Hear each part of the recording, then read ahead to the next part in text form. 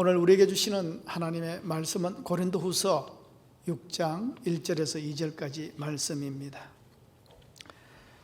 고린도후서 6장 1절에서 2절까지 말씀, 지금 이 시간에 함께 온라인으로 예배드리시고 계시는 우리 영신의 가족 여러분들 함께 우리 합독하도록 그렇게 하겠습니다. 6장 1절에서 2절 자 읽겠습니다. 시작.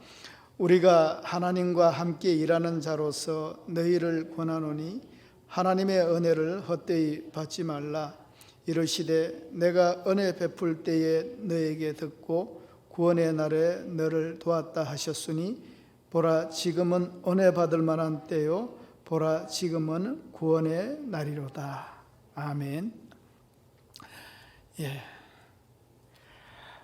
어떻게 아직 명절 끝자락이죠. 명절 어떻게 잘 보내셨습니까? 이렇게 이야기하려고 하니까 대부분이 잘 못 보내신 것 같은데 이렇게 형식적인 인사를 해야 되겠나 싶기도 하고, 참 작년 추석에도 불효자는 옵니다. 그러니까 오면은 불효자다 이런 분위기로 참 명절을 지내지 못했지 않습니까? 설마 설날까지야 생각을 했는데 올 설에도 사회적 거리두기 차원에서 또 국려지책이죠. 5명 이상 직계 가족이어도 주소만 다르면은 함께 모이지 못했습니다. 서울에 있는 제 딸도 못 내려오고 우리 황거수 장로님 가정도 다 못 오시고, 제가 아는 분들 보니까 가족들이 모두 못 내려왔어요.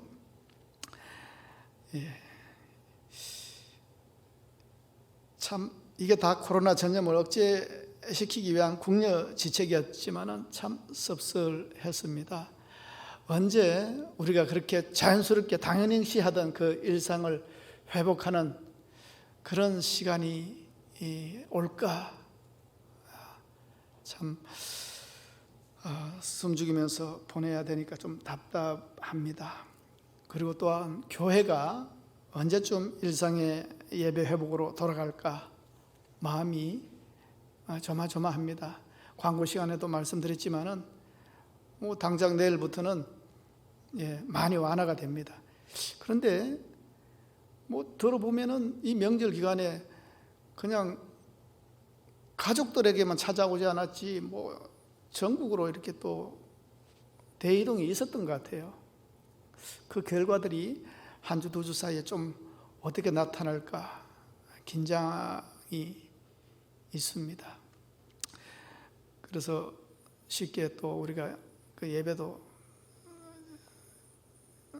정상 예배를, 대면 예배를 전부 강행을 하질 못하고 있는데 좀 추이를 지켜보겠습니다. 그래서 이제는 좀 이제 봄도 되고 활력 있게 좀 시작했으면 좋겠어요. 마음은 언제까지 이래야 되겠습니까? 우리의 마음도 다시 한번 정비하고 또 신선한 마음으로 예배를 회복했으면 좋겠는데, 한 주 정도 이번 주를 한번 지켜보면서 다음 주에 이렇게 주부를 통해서 결정하도록 그렇게 하겠습니다.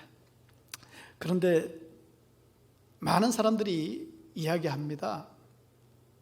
또 많은 교회 전문가들, 교회 연구가들, 또 성경학자들이 이야기를 하기를 결국은 코로나가 잠식은 될 것이다. 언제 될지는 모르겠어요.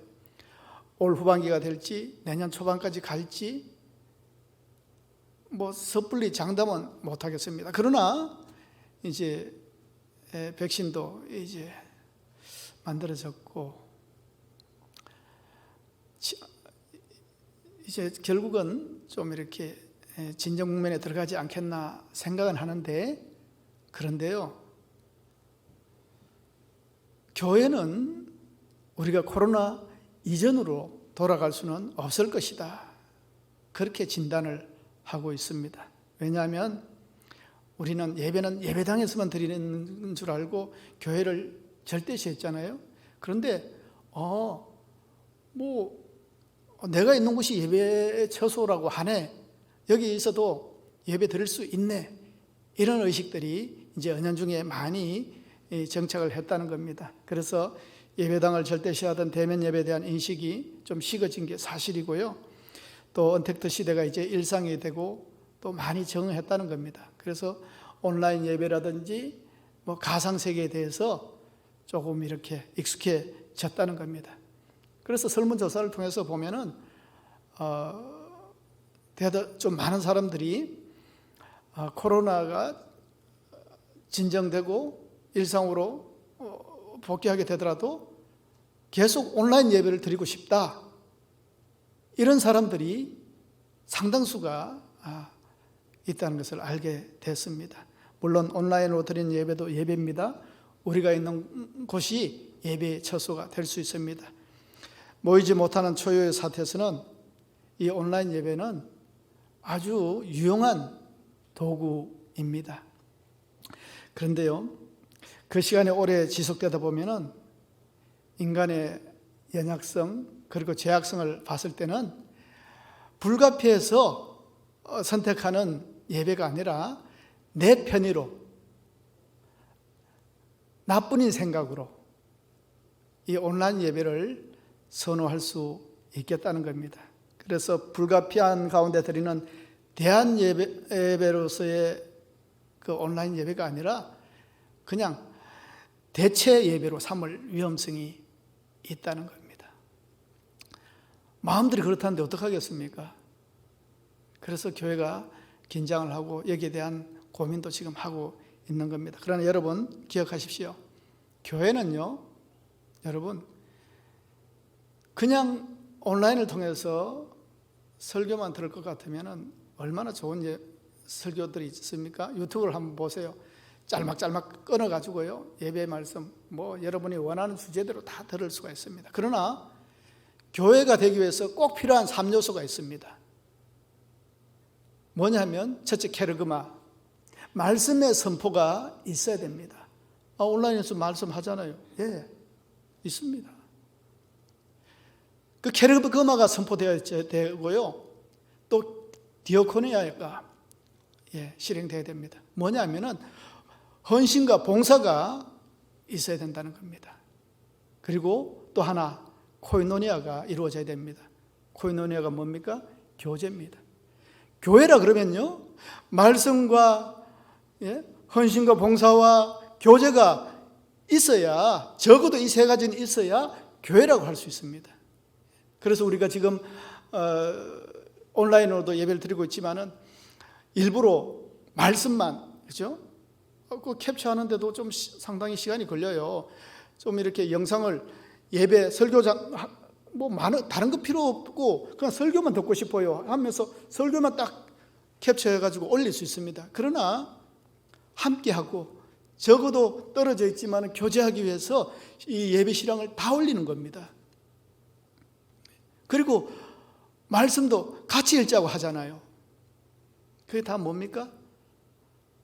조금이라도 같이 교제하고 서로 좀 친밀감을 누리고 잠시 함께 하면서 서로 돌아보고 교제하고 봉사하고 헌신하는 시간은 가지지 못하지만은 그래도 그 끈끈한 믿음의 교제 줄기를 잡으려고 하는 그런 조금의 몸부림입니다. 여러분, 교회 기억하십시오.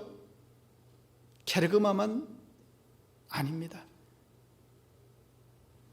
디아코니아가 있어야 되고요, 그리고 코이노니아가 있어야 됩니다. 그래야 교회입니다. 여러분, 나는 교회 생활을 하네? 여러분 한번 돌아보시길 바랍니다. 나의 삶이, 믿음이, 삶이 교회 생활인가? 여러분, 그래서 이 케르그마나 디아코니아나 코이노니아 이것 중에 하나라도 결여된 예배는 온전한 예배, 또 온전한 교회가 아닙니다. 이렇게 우리가 이 코로나19 가운데에 우리의 믿음에 대해서 이렇게 긴장하면서 대안을 고심하며 보내고 있는데, 그런데 분명히 위기지만은 위기 가운데에 또한 기회가 될 수 있습니다. 더욱더 우리가 하나님의 말씀 가운데에 나아갈 수 있고 세상은 멀어졌지만은 하나님과는 가까워질 수 있는 기회로 삼을 수가 있습니다. 그래서 빨리 이 시간들이 빨리 지나갔으면 좋겠다 그렇게 생각할 것만 아니라 정말 지금 이 시간이 유배된 우리 일상이지만은 그렇죠? 포로되어 간 그 그곳에서도 믿음을 지키고 말씀 가운데 나아가고 하나님께 예배했듯이 이런 상황 가운데서도 우리의 믿음을 발휘해 내면서 이 어려운 시기를 극복해 나가야 됩니다. 그러면 코로나 시대의 믿음의 함량이 걱정되는 이때에도 우리는 초월적인 삶을 살 수 있는가? 나는 보니까 자꾸 내가 참 이렇게 믿음이 없었던가 하는 생각이 들 정도로 내 마음속에서 믿음이 떨어져 나가는 것 같은 그런 허탄한 마음이 들 때가 많은데 이 시대에도 이 상황 가운데서도 내 믿음은 그냥 하나님을 향한 신실한 믿음으로 회복될 수 있는가? 대답은 예스입니다. 당연합니다. 왜냐하면 우리가 교회 건물을 절대해야 하는 것이 무색해졌지 않습니까? 그럼에도 불구하고 우리가 하나님 안에서 살 수 있는 것은 하나님의 은혜는 변함이 없다는 것입니다. 하나님은 은혜의 하나님이십니다. 그렇기 때문에 우리는 은혜가 왕노릇하는 삶을 살 수가 있습니다. 그래서 우리가 이 시대에 한번 확실하게 좀 점검하면서 돌아보면서 나아가야 될 그 두 단어가 있다면 은혜와 구원입니다. 여기에 흔들리지 않으면 됩니다. 이것을 점검하면서 확신하면서 나아가면 우리의 신앙생활, 믿음생활, 교회생활은 여전히 건재합니다. 여러분 은혜가 뭐예요? 은혜란 말은 원어로는 헬라어 원어로는 카리스란 말도 쓰고 헤세드란 말도 쓰는데 하나님이 부어주시는 무조건적인 사랑 이렇게 표현할 수가 있습니다. 그런데 은혜 받았습니다. 은혜 받으세요. 우리가 일상 가운데에서 교회에서 많이 쓰지 않습니까? 그런데 은혜가 뭐냐 이렇게 얘기하면 막상 질문을 하면 쉽게 여러분 대답하실 수 있겠어요? 여러분 은혜가 뭐예요? 그러면 제가 앞에서 얘기한 그 정의로 얘기할 수 있지만 그렇게 와닿지는 않을 수가 있겠습니다. 그러나 여러분 은혜를 이야기할 때는 두 가지만 한번 생각해 보세요. 기쁨과 감사, 기쁨과 감사. 그것을 누리고 있는가? 그러면 은혜 가운데 있는 겁니다.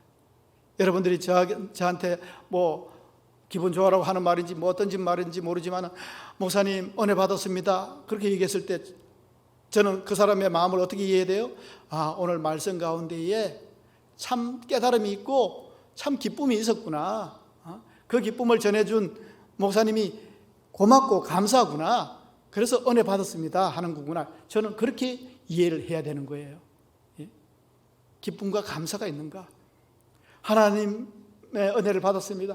하나님이 주시는 놀라운 회복과 또 나를 사랑하심을 내가 느낄 때, 그렇죠? 하나님이 살아계시고 나를 사랑하시고 나를 긍휼히 여기시는 내가 느낄 때 우리는 은혜 가운데에 살아가고 있는 거 아니겠습니까? 여러분 그래서 우리가 믿음 생활하면서 이 은혜는 항상 확인해야 되는 겁니다. 은혜가 얼마나 중요한지 모릅니다. 그래서 다윗은 인자가 생명보다, 그 인자가 헤세드, 카리스, 인자가 생명보다 낫다고 그랬지 않습니까? 은혜가 이렇게 중요합니다. 우리가 쉽게 은혜 받으세요. 은혜 받았습니다. 그 정도가 아닙니다. 생명보다 나은 게 은혜라는 겁니다. 하나님과 상관 있는 삶이 생명은 이 땅에서 끝이잖아요. 그러나 하나님과 관계는 어떻습니까? 시공간을 초월하지 않습니까? 내가 죽으면 하나님의 은혜가 끝나는 것입니까? 아닙니다.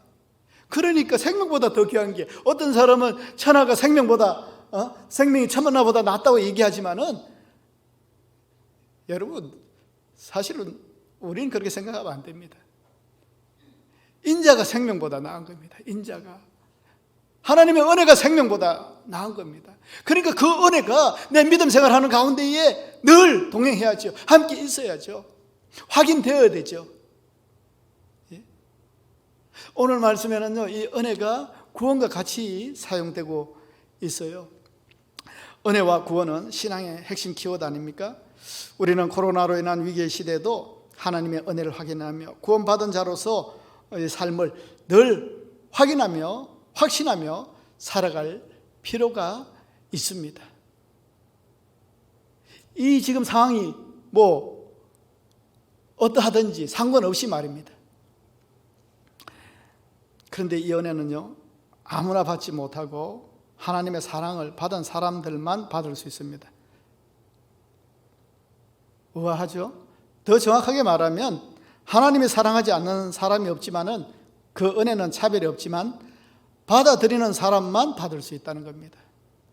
은혜의 가치도 모르고 은혜가 뭔지도 모르고 은혜가 나한테 어떤 역사를 하는지도 모르고 이런 사람에게 은혜는 에서의 그 장자의 명분을 망령되이 판거하고 갔습니다. 에서가 생각했죠.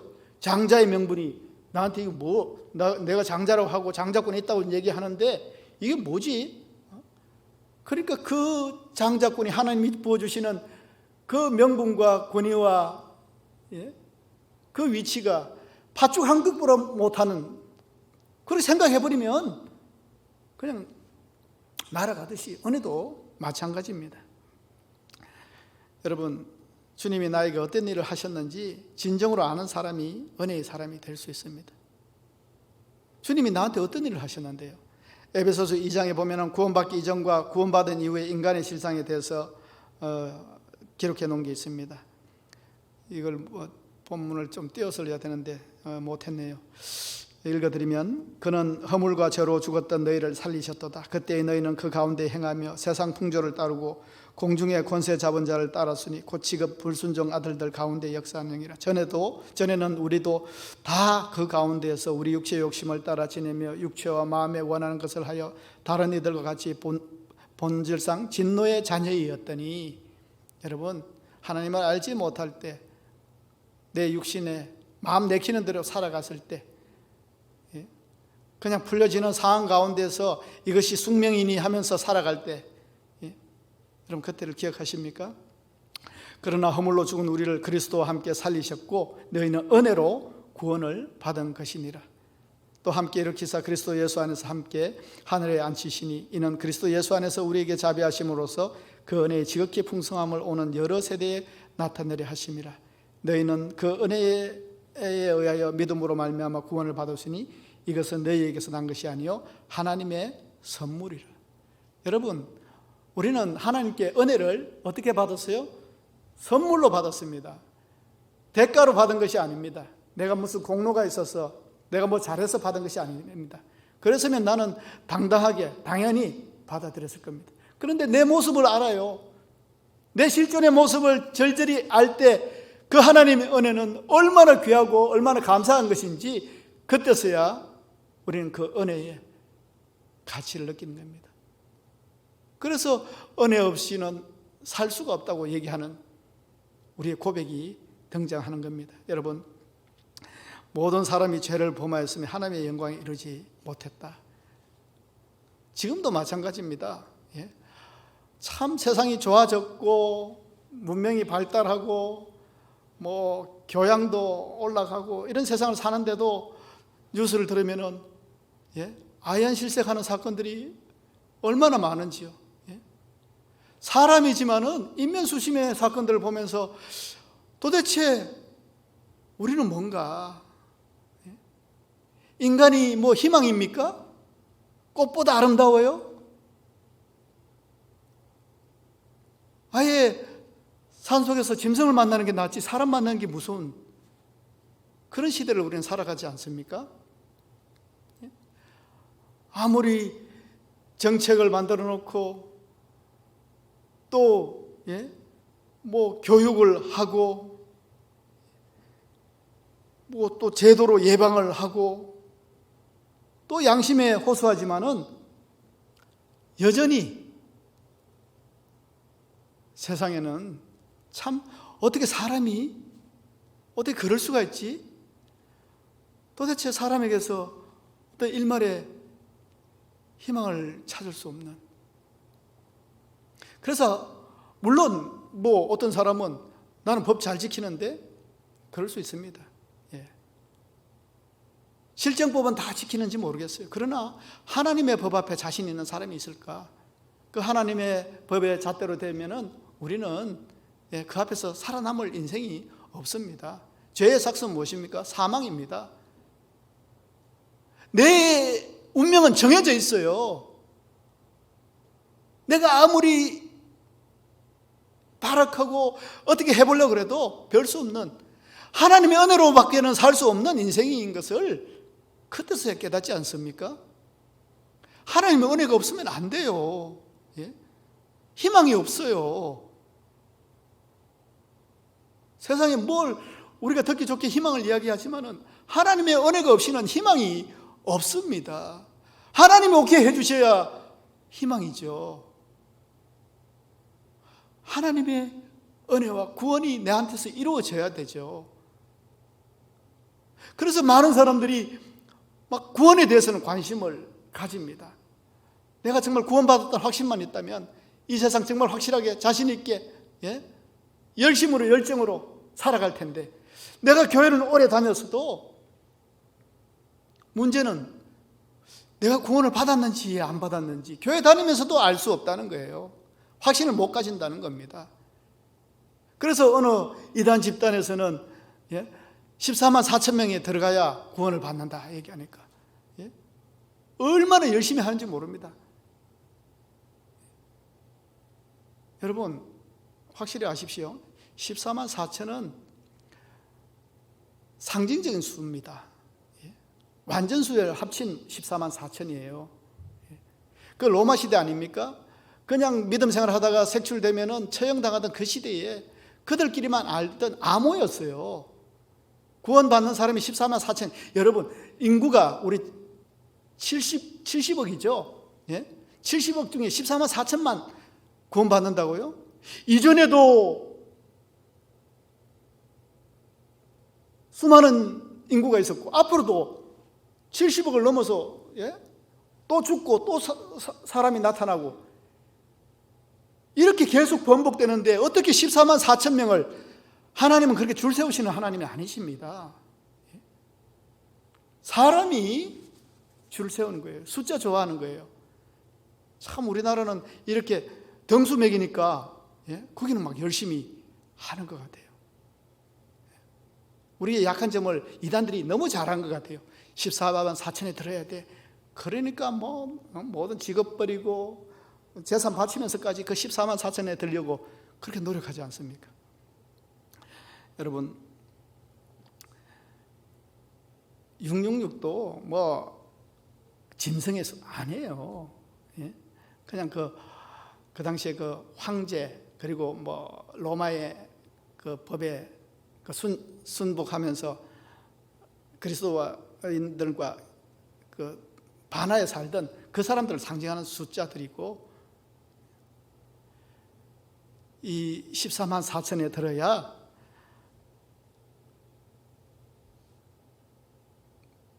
구원받는 것이 아니고요, 하나님의 큰 생명 속에 내가 죄되지 않고 내가 속하여 있는 게 총체적인 의미에서 구원입니다. 무슨 뜻입니까? 하나님과 상관 있는 사람이 구원받은 사람입니다. 하나님과 상관 있는 사람이. 14만 4천은 구원의 완전성을 말하기 위해 사용된 상징수라는 거. 여러분 속지 마세요. 어느 멀쩡한 그 온전한 교단에서도 여기에 대해서 누구도 이게 구원의 숫자로 얘기한 적이 없는데, 어떤 신학자도 얘기한 적이 없는데 이 이단들이 하는 말에 참 그죠? 이렇게 마음 뺏기는 우리의 약한 모습이 있습니다. 여러분 정말 구원에 대해서 확신을 가지기 위해서는요, 구원을 누리면 됩니다. 그런데 왜 구원을 누리지 못합니까? 하나님이 주신 구원의 은혜는 이렇게 귀중한데 문제는 뭐냐면은 하나님은 주셨다고 하는데 우리는 그것을 받아 누리지 못하기 때문에 그렇습니다. 받기는 받았는데 문제는 누리지 못하고 있는 겁니다. 왜 누리지 못합니까? 첫째, 내가 믿지 못하기 때문에 누리지 못합니다. 나를 위해서 은행에 누가 10억 원을 저금해 놔줬다고 해요. 그런데 그것을 믿지 못하면 그 돈은 있으나 마나이지 않습니까? 내 이름으로 돼 있어도 내가 믿지를 않는데, 하나님의 복도 마찬가지입니다. 하나님께서는 여러분의 자녀들에게 복을 주셨습니다.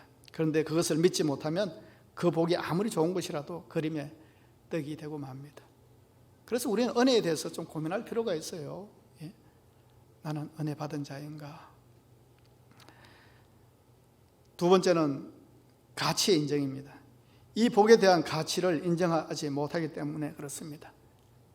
이 구원의 은혜, 이 가치에 대해서 그렇게 중요하게 생각도 하지 않습니다. 생각도 안 해본 사람도 있습니다. 아이들에게 여러분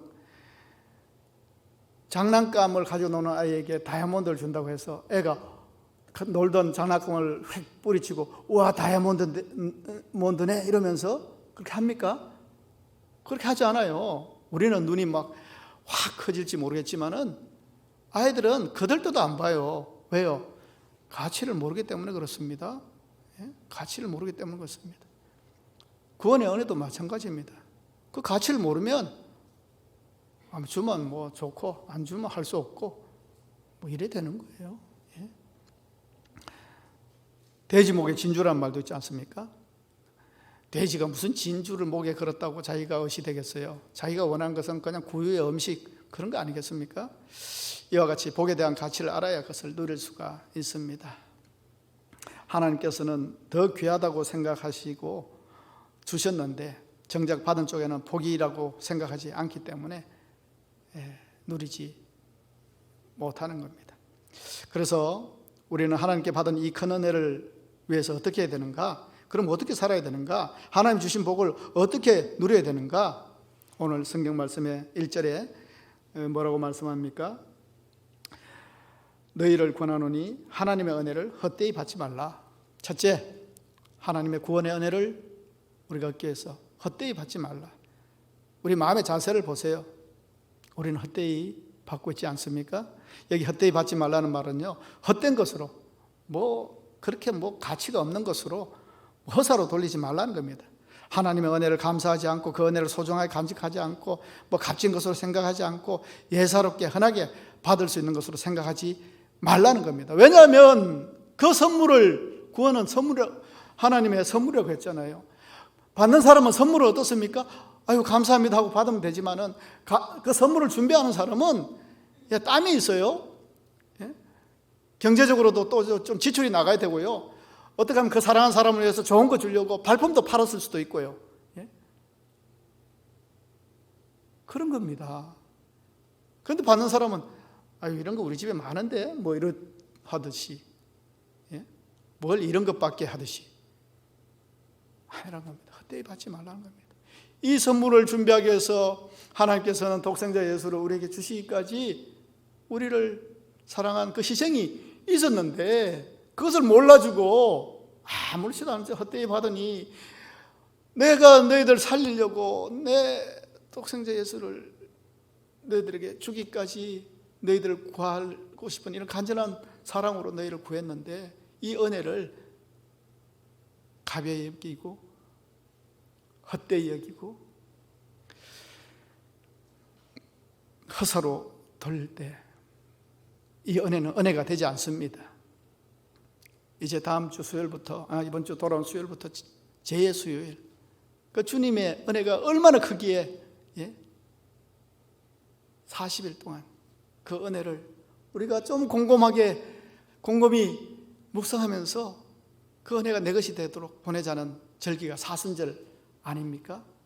이것을 준비하시기 위해서 얼마나 눈물과 땀과 피가 있었는지 내가 받은 은혜가 구원이 이렇게 고귀하다는 것을 알게 하기 위해서 우리가 사순절 보내는 거예요. 그래서 오늘 1절에 정말 그 구원이 귀하다면 그 구원을 헛되이 받지 말라.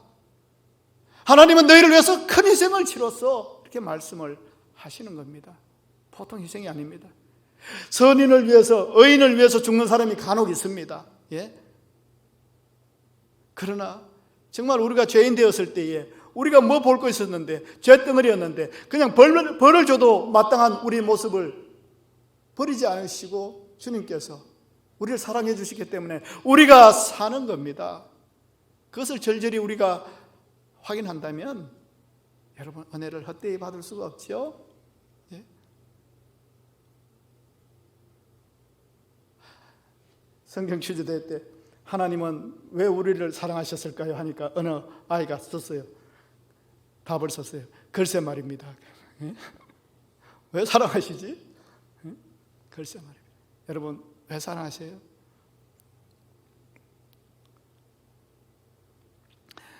여러분, 하나님의 은혜는 헛되이 받아서는 안 됩니다. 소중히 여길 줄 알아야 됩니다.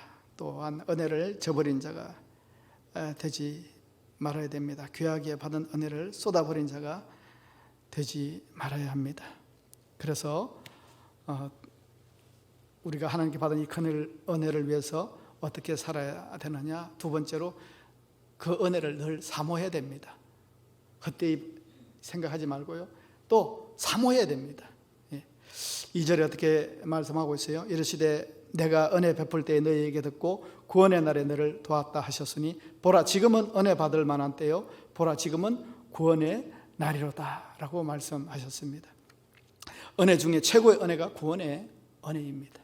하나님의 은혜는 우리가 원하는 때에 언제든지 받을 수 있는 것이 아닙니다.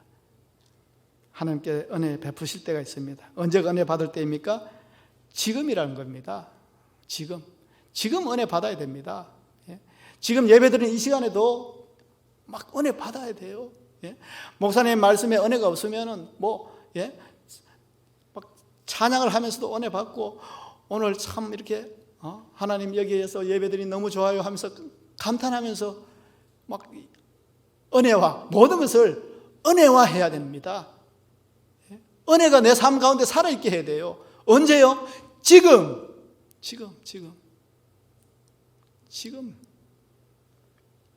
은혜의 현재성이 중요합니다.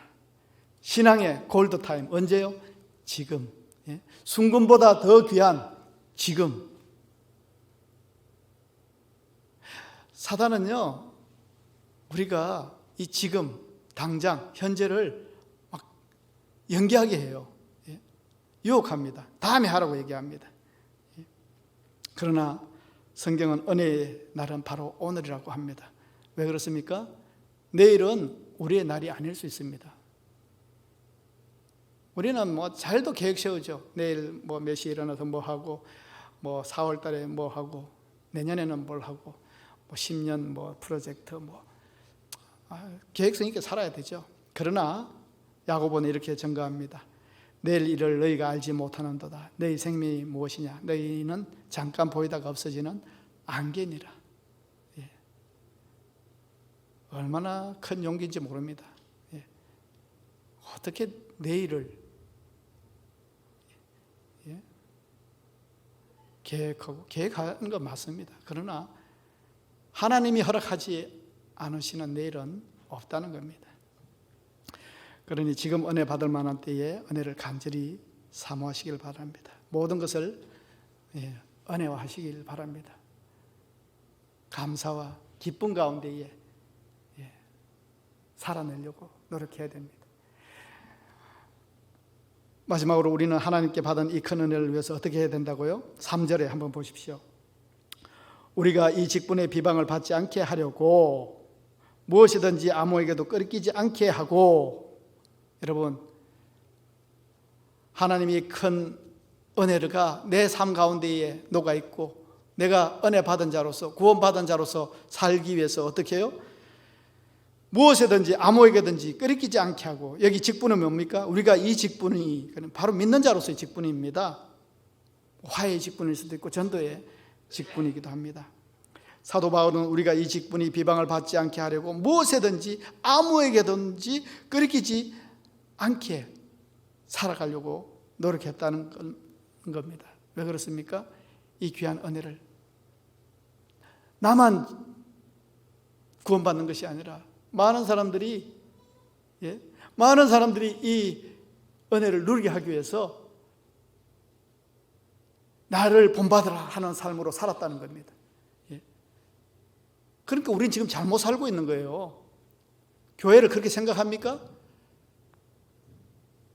교회가 골칫덩어리, 교회가 세상과 불협하는 어떤 조직으로, 이기적인 집단으로 그렇게 인식을 줬다면 우리는 잘못 사는 거예요. 여러분, 사도 바울은 그 하나님의 구원을, 은혜를 잘 전하기 위해서 나를 쳐서 복종시켰다는 겁니다. 내가 이거 먹을 수 있는데 저 사람이 이거 시험 들 것 같으면 먹지도 않았고요. 내가 이렇게 하는 걸 좋아할 것 같으면 내가 힘들더라도 그거 하고 그랬어요. 왜냐하면 그만큼 구원을 받는다면 나의 일그러진 성격, 행동으로 내가 복음의 걸림돌이 돼서는 안 되겠다 하는 그런 삶을 살았다는 겁니다. 여러분, 현자 나타네라는 오래된 희곡 중에 이런 이야기가 있습니다. 어떤 사람에게 전해 내려오는 신비한 반지가 하나 있었습니다. 이 반지를 낀 사람은 하나님께 복을 받고 사람들에게 사랑을 받게 하는 신비한 반지였다고 합니다. 그러니까 이 반지를 낀 사람은 그렇게 살았다는 겁니다. 그리고 이 반지는 이제 전해질 때 자식들에게 전해지잖아요. 그런데 무조건 맏아들에게 전해지지는 않았다고 합니다. 아들 중에서도 정말 이 반지에 맞게 살만한 아들이 막내면 이 반지는 막내에게 전해지는 겁니다.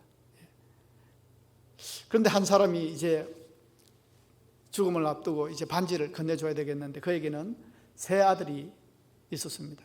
그런데 어느 하나들 다르지 않게 너무나 성실하고 착하게 살아가는 세 아들이에요. 그 누구 줘야 되겠습니까? 유별나게 좀 이렇게 특별하게 참 이렇게 촉망받는, 참 선하고 사람들에게 인정받는 친구가 있다면 그에게 주면 좋겠는데 세 아들 누구를 줄지 모르겠어요. 그래서 이 아버지가 어떻게 생각했느냐 하면 세공사를 찾아가서 이 반지와 똑같은 반지를 2개 만들어 주시오. 그 세공사는 참 기술이 좋았던 것 같아요. 누가 봐도 모르는, 육안으로 봐서는 구분하지 못할 반지를, 똑같은 반지를 2개 만들었습니다. 그래서 아버지는 아들들에게 각각 이 반지를 보는 앞에서 다 주진 않았겠죠.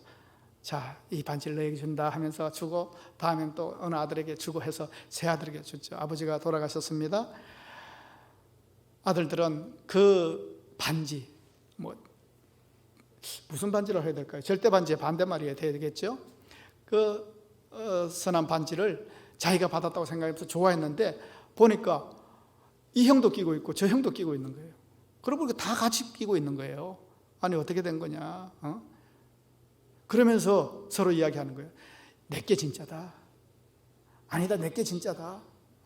아버지가 나한테 주셨다. 아니다, 나한테 주셨다. 형께 가짜다. 동생 니께 가짜다. 도저히 이 판결이 안 돼서 결국은 그 마을의 현자를 찾아간 겁니다. 재판까지 벌어지게 된 겁니다. 이 재판관도 보니까 도저히 모르겠어요. 육안으로 봐서도 모르겠고, 솔로몬과 같은 지혜가 있으면 딱 멋지게 이렇게 해주면 좋겠는데 도저히 어떻게 할 방법이 생각이 나지 않는데 갑자기 한 생각이 떠오른 겁니다. 내가 듣기로 이 반지는 하나님께 사랑을 받고 사람들에게 사랑을 받는 그런 신비한 능력이 있는 반지라고 들었다. 이 반지가 어느 반지가 진짜인지 나는 모르겠다. 그러나 그 삶으로 내가 확인하겠다. 여러분, 그 세 아들들이 어떻게 살았을까요?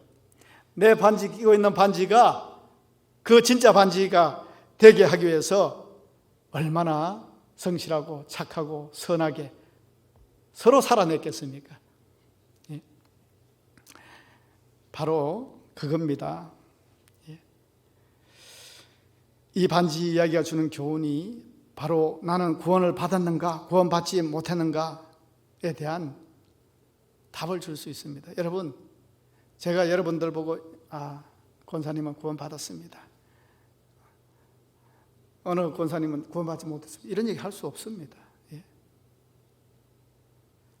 그 확신만 누가 좀 해주면, 답을 딱 내주면, 어떻게 좀 커트라인만 있으면 내가 그 커트라인 넘어가면 나는 확신할 텐데, 그것 커트라인이 있는 것도 아니고, 그러니까 우리나라는 커트라인이 있는 걸 좋아하나 봐요. 14만 4천에 막 들려고 막 열심히 시험 치고, 경쟁하고, 줄 서고, 그런 건 잘하잖아요. 여러분, 구원은요, 구원받았는지 구원받지 못했는지 그거 고민할 필요가 없습니다. 그럼 어떻게 하는 겁니까? 구원받은 자로서 살아가면 되는 겁니다. 어렵습니까? 내가 구원받았는지 구원받았지 않았는지 뭐 어려워요? 구원받은 자답게 살아가면 되는 겁니다. 구원받은 자가 어떤 사람인지 다 얘기해 드려요? 나는 교회 다니네, 구원 받았네 하면서도 하나님의 영광을 먹칠을 하고, 인색하고, 사람들에게 욕먹고, 사람들에게 눈물 흘리게 하고, 폭압하고, 그런 사람에게는 얘기할 수 있습니다. 그 사람의 구원은 가짜입니다. 나는 구원받았네, 자기는 확신할지 모르지만, 그러나 내가 구원을 받았는지 받지 못했는지 몰라요. 그러나 하나님이 원하시는 구원받은 자답게 구원의 은혜를 누리면서 구원을 받은 자로서의 삶을 살아내면 하나님이 그 삶을 멸시하시겠어요, 여러분? 무시하시겠어요? 너 헛고생했어, 너 구원받지 않은 사람인데 구원받은 사람처럼 살았네? 이렇게 하실 분이에요, 하나님이? 아니잖아요. 여러분, 난 구원받았을까 받지 않았을까 두려워하지 마세요. 구원받은 자답게 살아내면 됩니다. 정말로 우리가 구원을 받았다고 한다면 구원받은 자답게 살아내야 됩니다. 믿음의 조교로 살아내야 한다는 것입니다. 사도 바울이 그렇게 살았어요. 환난과 궁핍과 고난과 매맞음과 갇힘과 난동과 수고로움과 자지 못함과 먹지 못함과 그 가운데서도 깨끗한 마음, 차비한 마음, 성령의 감화, 거짓없는 사랑, 하나님의 능력으로 그렇게 살아갔습니다. 이처럼 은혜는 받는 것만이 아니라 받은 은혜를 유지하고 또 전하기 위해서 주님을 닮으려고 힘써야 하기 때문에 그렇습니다. 하나님의 은혜의 가치는 변함이 없지만 그 은혜가 우리 자신에게 은혜가 되려면 은혜를 은혜로 알아야 됩니다. 그리고 그 은혜를 은혜화하고 또 그 은혜를 고수할 수가 있어야 되겠습니다. 여러분, 우리가 하나님의 은혜 받은 자로서, 구원받은 자로서, 성전된 자로서 지금은 세상이 힘들다고 하지만 이 가운데서 살아낼 때는 오히려 기회가 될 수 있습니다. 은혜의 때로 만들 수가 있습니다. 지금 은혜의 때로, 지금 은혜로 구원받은 자로서 살아갈 수가 있습니다. 지금의 암울한 현실이라고 하면 그런 상황 가운데서도 우리의 믿음은 여전할 수 있고 하나님의 은혜는 여전하다 하기 때문에 우리는 여러분 은혜, 구원 이것이 우리 삶 가운데에 역사하는 삶으로 살아내면 됩니다. 여러분, 주님의 은혜는 변함이 없습니다. 확신하며 누리는 일은 누구의 몫요? 우리의 몫입니다. 우리 모두 하나님께서 베풀어 주신 구원의 은혜를 깊이 깨닫고 감사하는 마음으로, 기쁨으로 또 하나님을 의식하면서 하나님과 동행하면서 살아갈 때 여러분 이 위기 가운데에 더 큰 믿음의 능력으로 승리하실 줄 믿습니다. 기도하겠습니다. 하나님 아버지, 감사합니다. 일상에 많은 것이 예의치 못하고 믿음이 위협받는 시대를 우리가 살아갑니다. 그러나 그 가운데서도 하나님의 은혜는 변함이 없으심을 믿습니다. 그 주님의 은혜를 붙들고 살아갈 수 있는 우리의 믿음이 될 수 있도록 주님 인도하여 주시옵소서. 우리는 비록 약하지만은 예수님의 권세는 강하신 줄 믿습니다. 그 주님 붙들고 승리하는 저희들 되게 하시옵소서. 전신갑주위에 믿음의 방패를 더하여 주셔서 차지도 않고 덥지도 않는 미지근한 상태에 머물러 있는 것이 아니라 구원받은 자답게, 은혜 받은 자답게 살아가게 주님 인도하여 주시옵소서. 코로나로 대면하는 것을 주저하게 하는 이때에도 하나님을 알지 못하는 많은 사람들에게 우리의 진정성 있는 삶으로 하나님을 선전하는 우리의 믿음이 되게 주님 함께 동행하여 주시옵소서. 감사드리며 예수님의 이름으로 기도합니다. 아멘.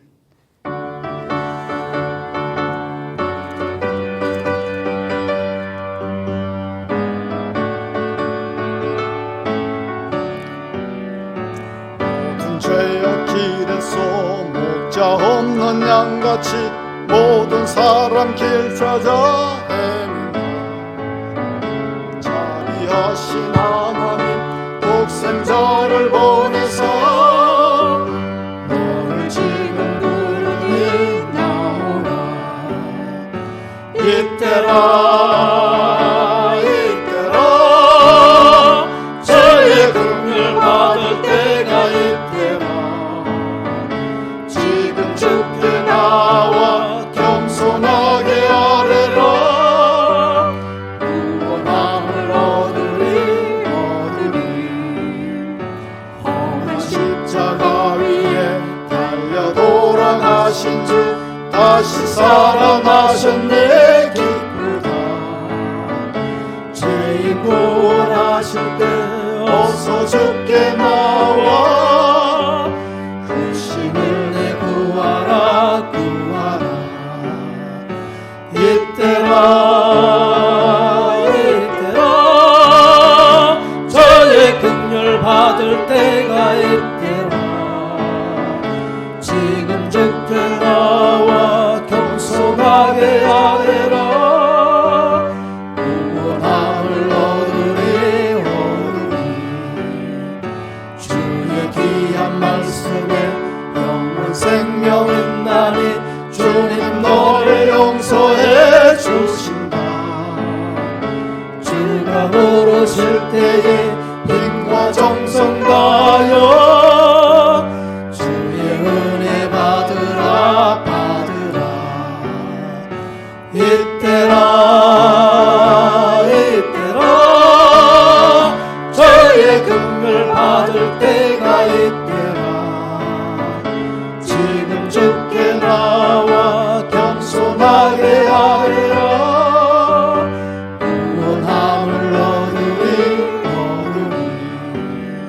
세월 빨리 흐르고 세상 친구 가는데 너의 영혼 올 밤 떠나도 주의 구원 받으며 천국에서 영원히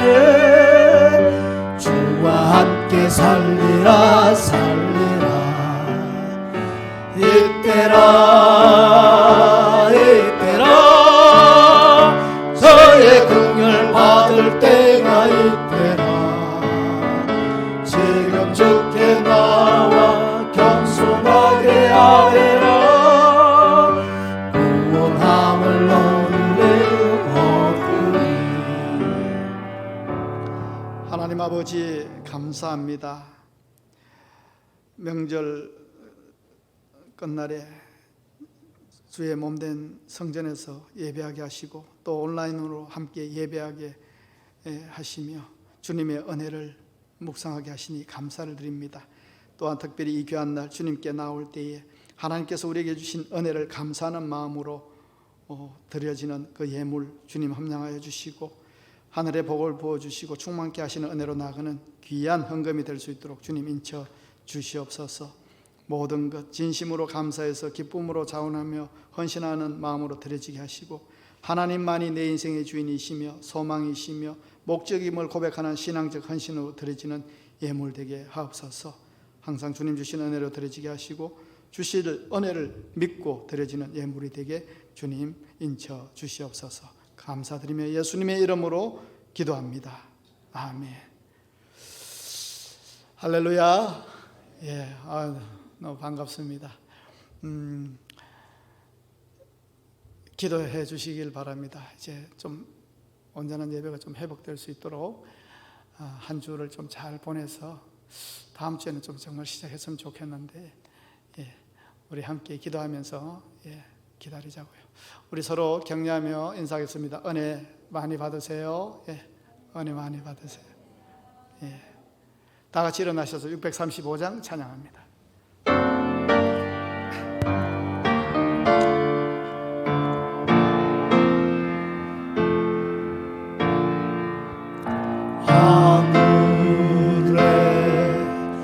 계신 아버지 이름 거룩하사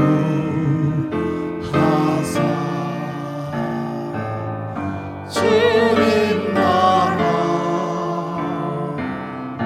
행하시고 뜻을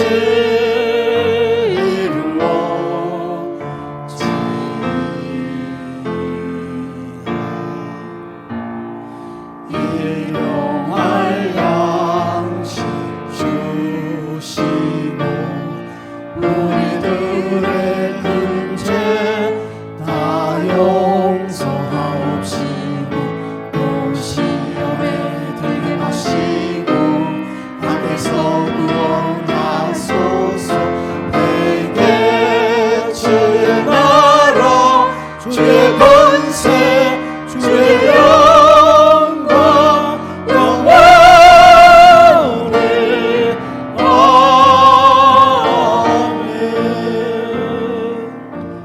이제는 우리 주 예수 그리스도의 은혜와 하나님 아버지의 크신 사랑과 성령의 감동하시며 또한 역사하심이 받은 은혜를 다시금 되뇌어 보면서 감사하면서 화목의 직분을 감당하며 은혜 받은 자로서의 소명을 감당하며 살기를 다짐한 이 시간 예배한 성도들 위해 지금부터 영원까지 함께 하시기를 간절히 축원하옵나이다.